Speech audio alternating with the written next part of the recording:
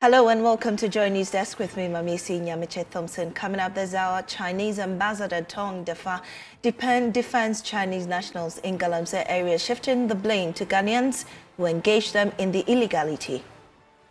See, those mining, Chinese people cannot get the license, cannot get the permit.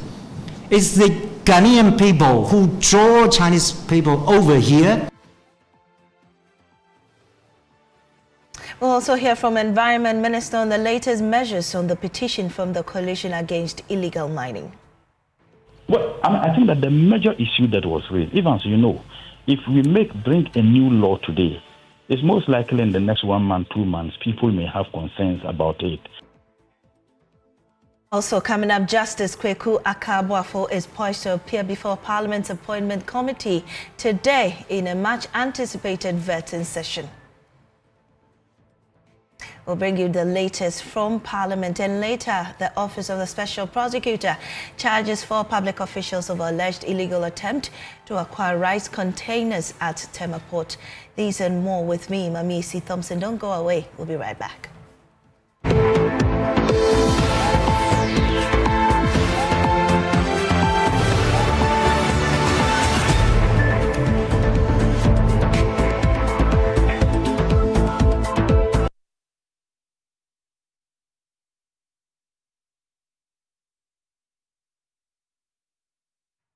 And in our first story, Chinese ambassador to Ghana, Tong Defa, has deflected blame for the surge in illegal mining activities from Chinese nationals to their Ghanaian collaborators.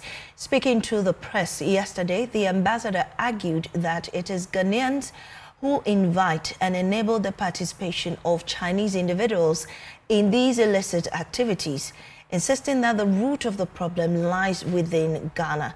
The Coalition Against Illegal Mining mounted a strong petition slamming government over its snail pace in dealing with the canker. We'll hear from the Chinese ambassador shortly, but first, here's a report from the coalition's engagement with the media yesterday. The Coalition Against Illegal Mining has reignited pressure on the government over its handling of illegal mining, renewing calls for investigations and prosecutions.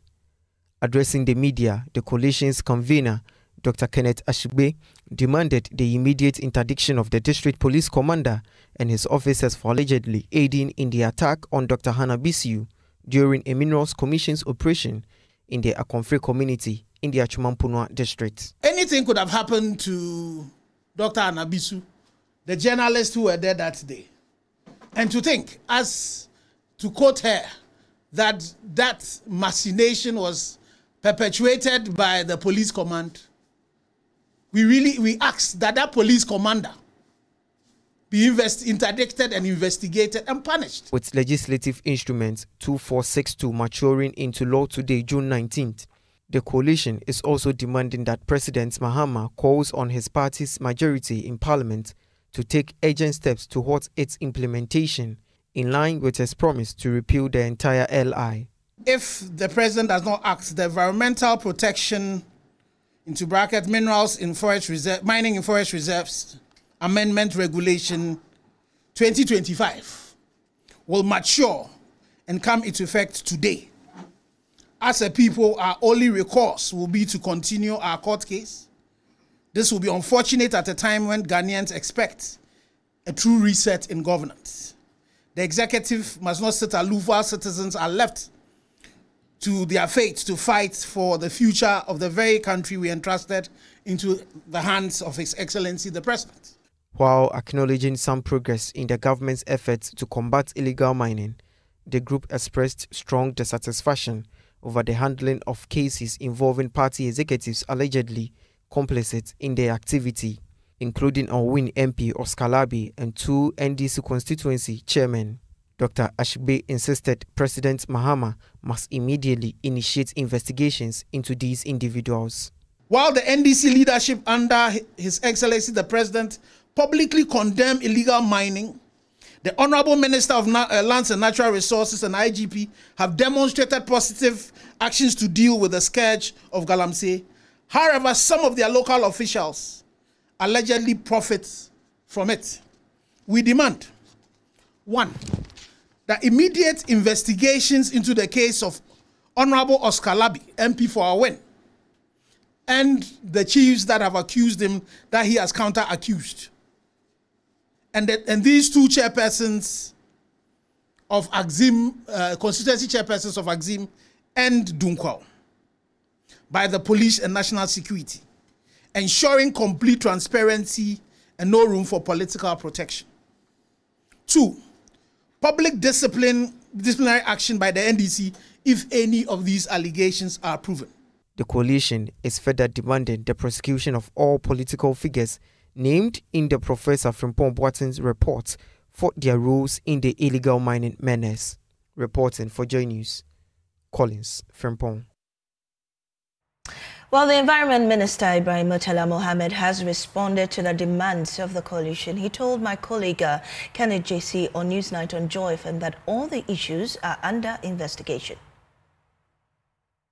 All the concerns that have been raised are concerns that are being dealt with the petition against the sitting member of parliament, in which, if you listen to the press conference, the president or the presidency acknowledged receipt of the petition and the necessary investigation are being done on the matter. This government is not willing under any circumstance to shield anybody who is engaged in this. And today, the LI 2462 is now a law. Minister, so no total repeal? Well, I think that the major issue that was raised, even as you know, if we bring a new law today, it's most likely in the next 1 month, 2 months, people may have concerns about it. Those issues they have concerns about it are issues that the major concern they had at the time was the authorization or the privilege the presidency had, to authorize people to go and mine in forest reserve areas, which we have taken away. I have realized that there are some aspects of the existing law, excluding what has been repealed, that they still have problems with. And I can assure him and assure everybody that these are things government is considering seriously. Well, we can now hear from the Chinese ambassador Tong Defa on his concerns against Chinese nationals. I do not know what's the reason why when people say Ghanaians, they normally equals that with Chinese. But actually, it is not Chinese who, the issue is not originated from Chinese. I mean, you can see those mining, Chinese people cannot get the license, cannot get the permit. It's the Ghanaian people who draw Chinese people over here, and some of those people who are even caught red-handed, even though they are caught red-handed, they're just some like migrant workers to come here to make a living. I'm not treated well because they always say, because I have a social media, when I posted X on my social media, then people say, "Hey, Ambassador Galamsey, it seems Galamsey is caused by China. So this is unfair to me. Am I correct? This is unfair to me. This is really unfair to me, and unfair to the overwhelming majority of Chinese. They have involved a lot of sectors. You can see, you can say, a lot of buildings built by Chinese companies, your roads built by Chinese companies, your port built by Chinese companies. But is any normal Ghanaian people know about this? Or even they know it, they always say Ghanaians. They always say Ghanaians.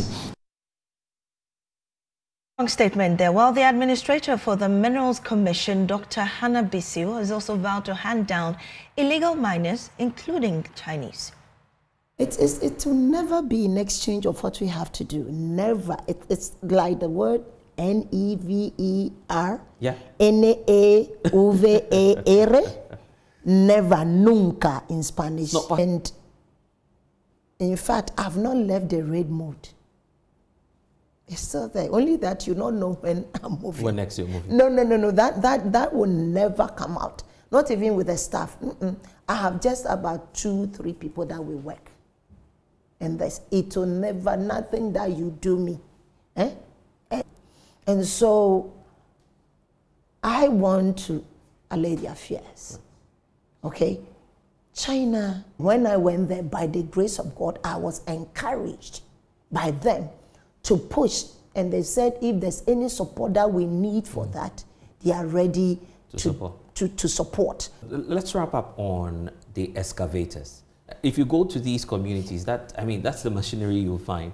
But they're huge. So if someone is transporting them or moving them into these communities, we should be able to find them. And also, what form of responsibility should these heavy equipment companies take in terms of paying royalties for the level of destruction taking place? I think that the president has spoken several measures that they've put in place when it comes to these excavator things. But notwithstanding, though, we still have some excavators still in the bushes. The week before we went, where we went to, I think, the Achuma or Mankransu area there, brand new excavator, brand new, it's in the bush, so it's ready to destroy. And what we got up from our confrere, in collaboration with the regional commander and the regional minister, I'm very grateful, Honorable Minister, they've been able to move them to, I think, to the RCC. Right. I'll be following up, because so just after that we had to go for the China-Africa Trade Expo. And so I'll be following up. I want to push for these excavators to be ushered, and the money to be accounted for. What has to go to government goes to government, and I propose that what will come out of it should be channeled back to the community to repair some of the damages that they have done. Now, let me bring into this conversation a governance expert, Professor Bafo Agyeman-Duah, who is joining us via Zoom on this particular topic and other topics we'll be discussing. Today, he's co-hosting with me. Professor Bafo Agyeman-Duah, we're grateful for your time on our desk. Thanks for having me with you. Great, great. And so we've heard from the Chinese ambassador. We've also heard from the Minister of Environment as well as Hannah Bissue. I mean, let's start with the Chinese. They're a major investor in Ghana. And from the posture of the ambassador, the continuous clamp down on the Chinese is unfair. Can this in any way hurt our investments with them? Well, not at this point. But I think the ambassador has made a very great point. And this is not the first time he made similar statement. If you may recall, a few years back, when people were attacking the Chinese, he came out to say the same thing, that these people flying from China land at the Kotoka airport, hopefully, and they are taken in buses to their sites. If you look at the Chinese who come in, most of them are rural people. They are not highly educated, sophisticated people at all, which means that there must be a deliberate system to recruit them, ship them here without any problems at the immigration entry points, and they are bused to these forests, which is a very strange thing. So when the ambassador says that, look, we are all corporates, that I think is the essence of what he's saying. So I don't know what is at the immigration entry points, what makes it possible for them to come in their 10s and 20s, and for somebody to be present to shepherd them through these processes and put them on buses to the forest. So there must be some kind of official collusion with whoever is the contractor to bring in these people. So in that respect, he is right. The problem is us, not the Chinese. That I think we must take seriously. So those interested in combating these heinous atrocities against our environment must begin to focus on how we get these people into the country in the first place. Having said that, I think it's unfortunate that before the elections, there was a major push against Galamsey, insisting on certain legal changes to fight this menace. And I think my good friend Ken Ashibe had articulated, and now he's at the forefront. So 6 months or so into the new government, it's still worrisome that the issue seems to be intensified to the extent that if the latest report on Jaw is accurate, that Dr. Hannah Bissue has even been confronted by an official of the state, a police commander, then again, that suggests there's a certain official collusion in this whole process. And of course, the latest expose by Asaredonko, a champion of this fight, indicated that some big party officials are involved. So what is happening? It's sad. And I think, I don't know what the president should do. Look, we know that in many ways, as a country, we benefit from the exploration of gold. And the setting up of the gold board, for me, was perhaps an answer to this problem. But so far, we don't see much coming from that side. I know that they go around and arrest people who are handling gold illegally. They collect the gold. I'm sure they account for it officially somewhere. That's all I know. So I think this fight we need to re-strategize how we combat this fight. And the government must be bold. You see, the one reason many people say that led to the defeat of the previous government was because of its poor management of the Galamsey matter. Well, and I think to a large extent it's true, yes. Well, Prof, could the ambassador's comments also be seen as an attempt to deflect, international scrutiny of China? I mean, he could be right that there could be some local support or local collaborators here. However, if you are coming into somebody's country and engaging in illegality, you must pay for what you do or be held responsible for that, is it not? You're right. But it is not the ambassador's duty to go and arrest his own people who have violated the law. It is those who lead the process and protect them and bring them into the country. An ambassador, for instance, if a Ghanaian is misbehaving in America, you don't expect the Ghanaian ambassador in Washington to be the one to go and look for that Ghanaian who is causing the problem. Will you? No. So once you are in the country, you are in the hands, at the mercy of the local legal or law enforcement authorities. You are at the mercy of the local government, the host government in the country. And therefore, I think the ambassador is being very honest. As I said, this is not the first time I've heard him articulating this position. So we must begin, because if you arrest the Chinese, the ambassador is not going to intervene to say, no, why did you arrest my citizen, my fellow citizen? No. You take the person through the legal processes. If it requires deportation, you do so. If it requires imprisonment, you do so. So I think the challenge is really on us as Ghanaians, not on the ambassador. So, I mean, we have the laws which says that, foreigners can have direct investments in businesses here. I mean, especially natural resources. What tools are available to Ghana to curb the direct involvement of these people somewhat, that is destroying our environment, destroying the food that we eat, bringing about diseases and whatnot? I understand that even these people that are coming are not coming through the airport. They are coming through our land borders from other countries, as in transiting from other countries and whatnot. If these people are transported back to their countries, and they always find their way back and even bring along, their neighbors and come to engage in these things, what should our security agencies, government, do to restrain this? Well, what you just said suggests to me that our land borders are porous. We don't have effective security checks.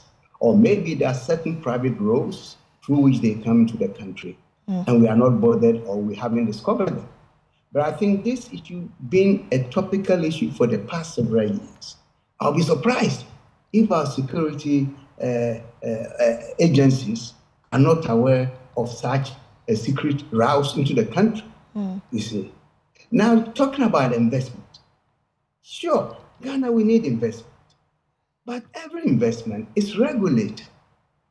The fact that we want people to come into the mineral sector, the natural resources sector, does not mean that we throw away all the rules and regulations we have regarding that particular aspect of our investment. So people come in, they do not come in to do illegal investment. There are official declarations of what you're going to do, where you will be. But I think the difficulty here is that our own officials, political officials, government officials, security officials, some are benefiting directly, enriching themselves through this illegality.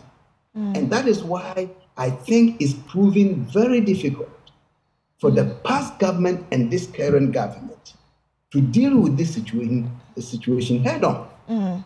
There is that kind of thing. And I think Asari Donko's exposés are telling us that top party stalwarts are in there under the previous administration. Untumi, we know he was in there. So I think this thing cannot be managed unless a sitting government determines to take the bold decision to stop it. That's why I said, from my perspective, the setting up of the gold board was a very interesting and bold attempt to control it, bringing some kind of sanity in how we handle these small-scale mining. But so far, as I said, maybe I'm here to see action on their part. But if the Mining Development Fund CEO is being attacked, is being stopped, such an important state official going to make sure the right things are done is stopped by a state security person. That is, it's mind-boggling. So look, I think we have to be truthful to ourselves and face the situation as it is. Right. Prof, we'll move on to the next issue. We go to Parliament now, where the Justice Kweku Akabuafo is set to appear before Parliament's Appointment Committee today for his vetting session, which was delayed by petition. He's the last of President Mahama's Supreme Court nominees to be vetted. The delay stemmed from a petition by one Anthony Kwabena, who accused Justice Akabuafo of judicial misconduct. Well, we spoke with the Majority Chief Whip Roxanne Nelson Dafiamakpo and member of the Appointment Committee who gave details of this on our desk yesterday. We'll play that later on. Do we have James on the line so we can quickly speak to James on the current situation in Parliament? All right. So we do not have James now, but let me come to you, Prof. So far, the vetting process since this week, what do you make of the process so far? The judges that have appeared, at least 6 of them out of the 7, the last one is being vetted today. Their performance before the vetting committee and also the vetting committee members, how have you seen them perform? Well, so far, I think it's been quite all right. The nominees, I think, generally have acquitted themselves before the committee. The vetting itself, the process itself, as can be expected, is always interjected with some kind of what I'll call comedies and that kind of stuff. But I think the questioning has been on target. Because look, the positions they are going to occupy, once they get it, is for life.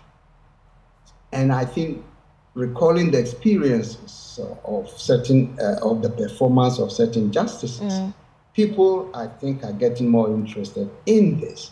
So if, for instance, the last one that is going to appear today, somebody petitioned, and hopefully the committee found a way to investigate the accusations against this Justice Boafo.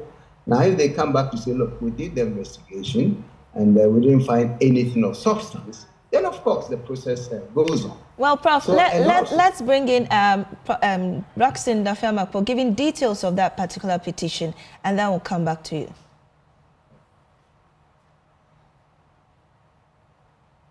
The tenor of that, the petition and the essence was that there was a matter before Justice Akabuafo, which he determined and entered judgment. And the petitioner claimed that as a party in that case, Justice Akabuafo abused him verbally in the judgment. Okay. Now, we have perused the petition. We have also perused the judgment. What we have discovered is that Justice Akabuafo actually quoted from an exhibit adduced by the petitioner as a party in the case. It is the content of that exhibit that he quoted verbatim as part of the judgment to make a point. So if the content of the exhibits that he quoted were offensive, then those were not the words of Justice Akabuafu. They were the content of exhibits that formed part of the court's records, which he relied on to make a point in some part of the judgment. But we'll deal with this matter. That is why the chairman and all of us saw fit to withhold his vetting until we deal with the petition and establish the merit or otherwise of it to be able to make progress.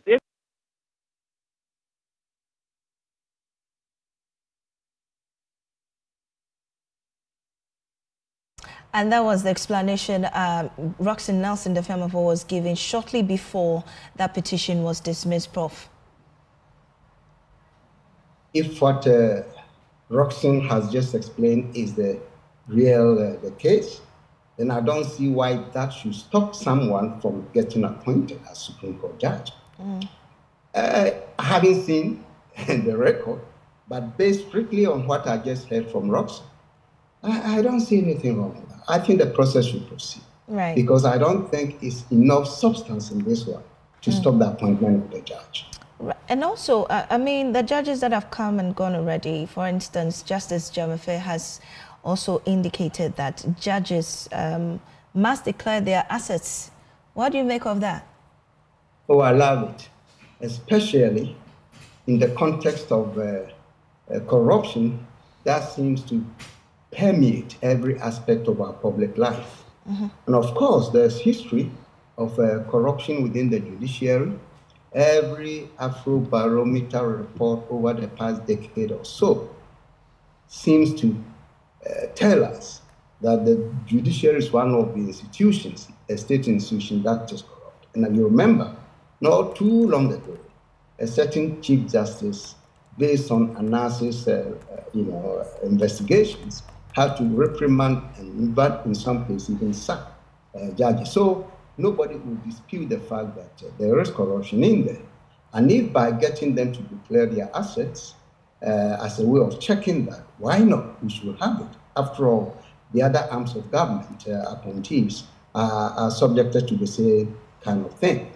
It's unfortunate that has to come to that. But I think that's, in fact, is done in some other countries. And that's also to ensure that the judiciary protects its own integrity by constantly reminding members that, look, your assets have been declared. But having said that, let me add that the asset declaration by themselves do not mean much. Because over the past 30 years, assuming all appointees have been declaring their assets, we don't have a single case of someone whose assets were evaluated at the end of their tenure for pronouncements to be made. So what's the use of that? That's why some time ago, people are still agitating for a kind of a review of that to ensure that at the end of your tenure, there must be another review and declaration. Okay? And even intermittently, yearly, making sure the monitoring authority, if there's one, reviews them and let the public know. So my point is that, sure, it would be good to have them to declare, but I don't see the effect of that since for 32 years, there's not a single case of anyone declaring the assets and at the end of the tenure, getting to know that something happened or nothing happened. I would like to hear your thoughts about the presidential succession, but let's go to Parliament now and get the very latest from James Aveji, who is there for us. James, what can you report?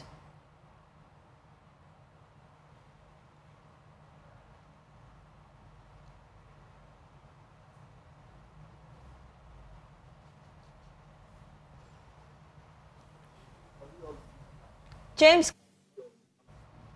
Yes, Mami, I can hear you. Great. What's the latest from Parliament? I see that there are empty chairs. Yes, so, I mean, the sitting is expected to, but I said that we have so, I mean, the sitting is usually the members' leadership of the House will usually go to conclave meeting ahead of to conclave meeting ahead of the main proceedings on the chamber of the floor.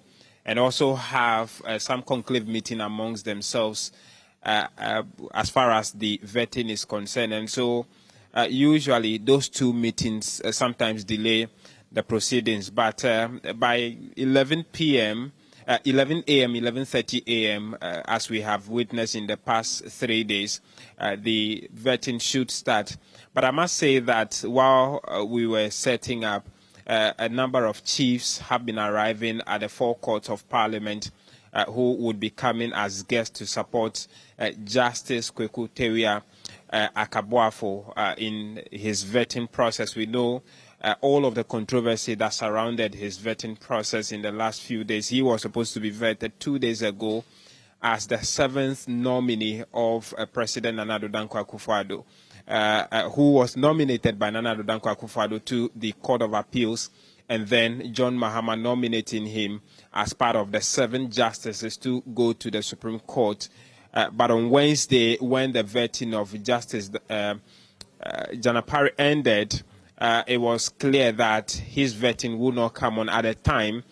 We were not given any specific reason as to why his vetting would not come on, but we were later informed about the fact that there's been some petition on the back of his nomination and all of that. And so yesterday at about 4-5 p.m., we got the confirmation that the petition has been dealt with. It did not find favor with the petition committee as well as the appointment committee. Those two committees, leadership of those two committees are the ones who worked on that, and that petition raising issues of abuse as well as judicial misconduct by that private citizen did not find favor in the eyes of the two committees. And so he has been cleared now to go ahead with the vetting process. And so we want to believe that by 11 a.m., the vetting should start. Between 11 and 11:30 a.m., the vetting should start because the House would also be sitting at 2 p.m. To see to the day's activities. And so that's the latest here. The chiefs and people are arriving. The leadership of the committees are currently, as we understand, in conclave meeting ahead of the vetting process. Mamiesi. James, have you set sights on Justice Akabuafo himself?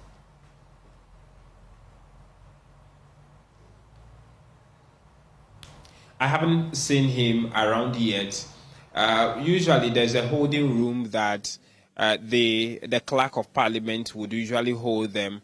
And when the committee sits properly, the guests would also take their seat. And so the nominee usually is the last person to be ushered into the committee room. And so I'm yet to set my eyes on him, but we look forward to seeing him and how he would approach the varied array of questions that the committee members would be testing his minds on. That update there, James is in Parliament for us, and he'll be bringing us the very latest in this particular vetting of Justice Kweku Akabuafo. And I still have with us Professor Bafo. I beg your pardon, the name keeps escaping me. Prof, I hope you're still with us. Yes, I'm with you. We are human. So sorry for butchering your name That's all right. on live television. But I wanted to know from you, you know, Justice Dominic Ejay, during his vetting, also stated that Ghana's presidential line of succession should be restricted to the president, the vice president, and as well as the Speaker of Parliament, and should be excluded, you know, of the Chief Justice. That seems to be interesting. What do you make of that? You know, for him, the Chief Justice shouldn't be included, even though that's what it is in our laws. I think it's an interesting proposition because in the country, you have the president, the vice president. So in the absence of the president, there's a vice president to step in. In case the two of them are out, then the speaker steps in. So the assumption is that there could be an occasion when the three, the president, the vice president, and the speaker will be out of the country or incapacitated in whatever way, and therefore the Chief Justice steps in. But I think that's a bit far-fetched. I think the president and the vice president. In fact, in most cases, unless there's a ceremony where both of them are required to be present, normally they don't move together. And it's for a real reason. Like if you know about the United States, the president and the vice, they do not even fly on the same plane. Simple reason. In case of accident, you don't want to lose the two top officials of your country. So in the same way, they seldom get together. Of course, at the White House, you see the two of them, or if there's a campaign they are going. Other than that, officially, they always apart. So in the same way, I think we can begin to develop that culture that the president and the vice president do not disappear at the same time. And if for good reasons they have to, then the speaker steps in. So in a way, I can understand the judge's proposal. It makes sense to me. But I think he also used the argument of the independence of the judiciary. I don't think that's a strong one, because the independence is still there or it's not there. And so that wasn't a strong argument. But I think for me, for strategic reasons of security, it's important that we limit it to these three top officials. Also, there was a point you were going to make earlier about the suggestion by some of the nominees regarding the tenure of the president. In other words, and I think I like the way, I don't remember the names of those nominees, but the articulation on that point was spot on, that the Constitution says after 2 terms you are out. So the nominees confirmed that that is what they are going to respect. But of course, don't also forget that in other countries where the breach has been made, normally the president gets parliament to quickly amend the law or wherever for them to proceed then to ask for a third term. But in our case, I think this particular provision is entrenched. If it is, then the process is such that I don't think it's possible. But even then, I don't believe President Mahama in any way would like to breach this convention that we have established. Well, Prof, very interesting issue. Some will deem it controversial, though. The age of majority is 18, yet to consent to sex, you have to be 16. What's your take on that one? Because, I mean, I'm baffled that, you know, the constructors of the law, I mean, they put the consent of sex at 16, but then the age you can marry is 18. And this also came up at the vetting, and there were varied views on it. And one of the judges actually questioned, can the children wait till 18 to have sex? What's your take on that? Well, let me confess to you, my governance expertise does not include the governance of sex. So I may not be able to. But it concerns all of us and our children and grandchildren. That's right. But I think that was on a lighter note. The thing is that, look, these days it's almost difficult. It's almost impossible to restrict sex to below 16, because we know stories come out all the time with girls much younger or boys much younger than 16 still engaging with sex. I think the burden falls on families, on parents, and how they bring up their children. And if, in fact, the churches are still strong in preaching morality and that kind of stuff, that is where it should be. Because certainly the state has no way of determining who and when and how sex occurs. I don't believe that's the issue. Well, let's move on to the next story. And I know this is something you're very passionate about. President John Mahama criticized Ghana's current sanitation and waste management structure, describing it as overly centralized and ineffective. And he announced this new guidelines to be introduced to enable MMDAs to transparently select their sanitation service providers through competitive procurement process. Now, the president remarked while addressing the MMDCs, you know, at their orientation session somewhere early this week held at the Institute of Local Governance Studies in Medina, that based on this, on investigative journalist Manasseh Azura Wuni some time back, lauding President Mahama for terminating the long-standing sanitation contract between Zoom Lion Ghana Limited, and then the Youth Employment Agency. Now, that petition to the presidency argued that the deal had led to massive inefficiencies and the exploitation of sanitation workers. Well, now that is going to be done through competitive tendering, and the president made this known just days ago. Let's quickly clip that briefly, and then I'll come and take your thoughts on that, Prof.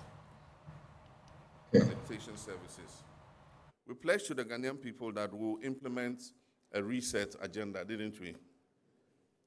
This agenda applies to every facet of national life, including sanitation and waste management. Our current waste management model is not working because it has become highly centralized. MMDAs have largely not been involved in the procurement of waste management equipment and accessories. They have also felt that supervision of sanitation workers and cleaners is not a part of their responsibility. We must therefore implement a more effective model that transfers full responsibility for waste management and sanitation to MMDAs. 10% of your common fund in the guidelines is earmarked for sanitation. In addition, funds from the Communication Service Levy tax, which is administered by the YEA, will be decentralized to your districts.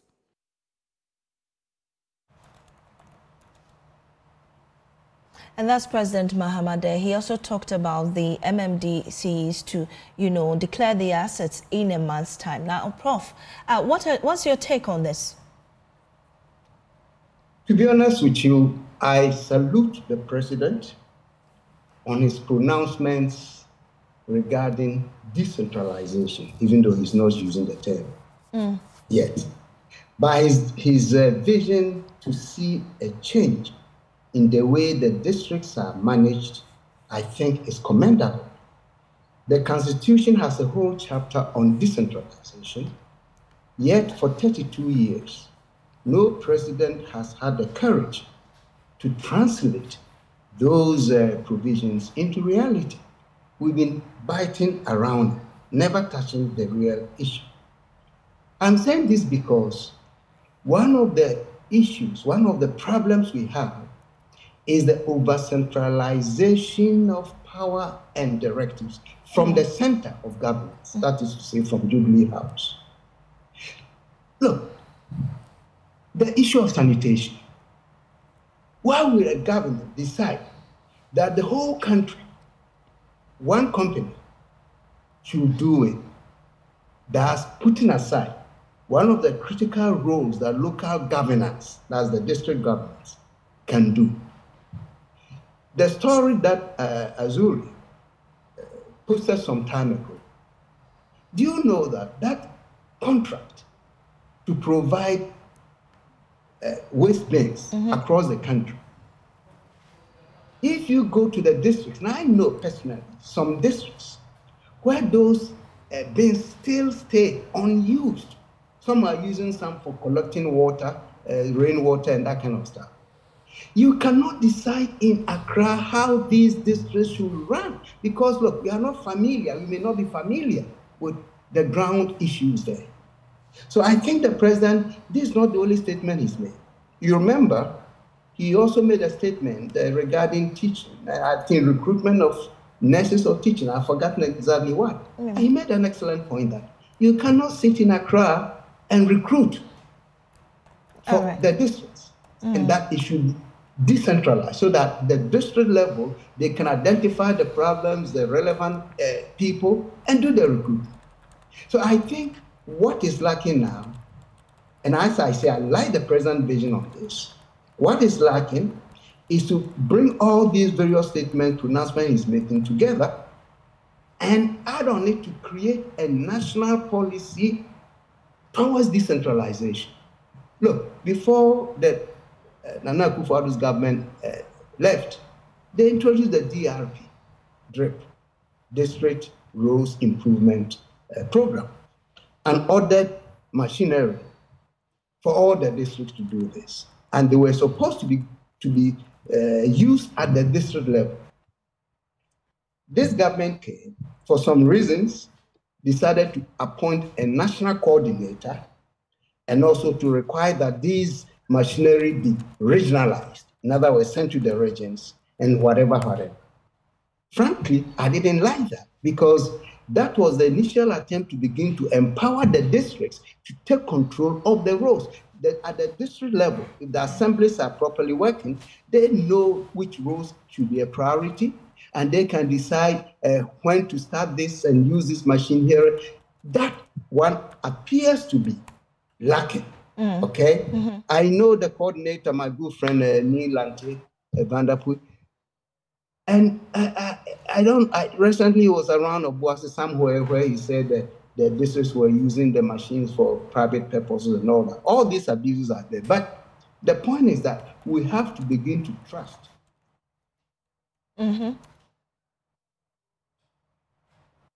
We seem to have lost that audio to Prof there, unfortunately.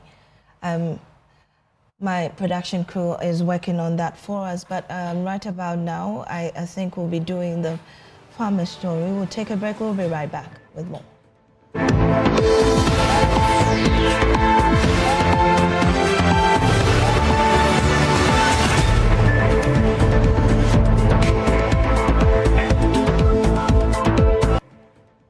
Hello, welcome to Business. My name is Darrell Kwao. The Ghana Revenue Authority will soon launch a new initiative to target micro and small businesses to file their taxes across the country. The move is aimed at widening the tax net and ensuring some domestic revenue loopholes are sealed. Commissioner General of the Ghana Revenue Authority, Anthony Kwesi-Sapon, disclosed this to Joy Business after engaging executives and selected members of the Ghana Union of Traders Association in Accra. Here's more. The initiative, known as the Modified Taxation Program, aims to provide a platform for micro businesses to be registered and file their taxes in a simplified way.